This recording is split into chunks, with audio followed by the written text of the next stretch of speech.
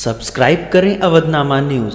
Subscribe button पर click करें, फिर राइट साइड में बने बेल पर भी क्लिक करें ताकि आपको हमारे वीडियोस की नोटिफिकेशन मिलती रहे।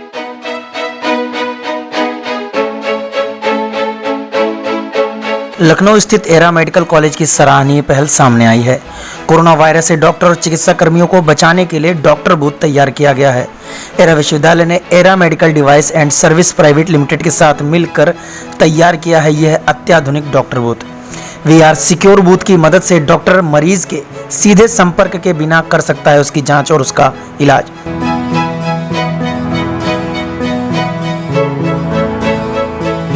एरा एजुकेशनल ट्रस्ट ने आज इसे KGMU मेडिकल कॉलेज को भेंट किया है। इस बूथ से PPE किट की बचत भी होगी। वातानुकूलित इस बूथ से मरीज और डॉक्टर दोनों का होगा संक्रमण से बचाव। बूथ में मरीज के स्वास्थ्य की जांच और सैंपल कलेक्शन की भी व्यवस्था है।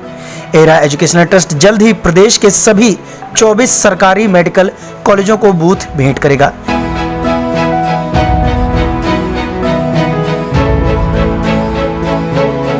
एक बूथ के निर्माण में करीब 80,000 का खर्च आ रहा है।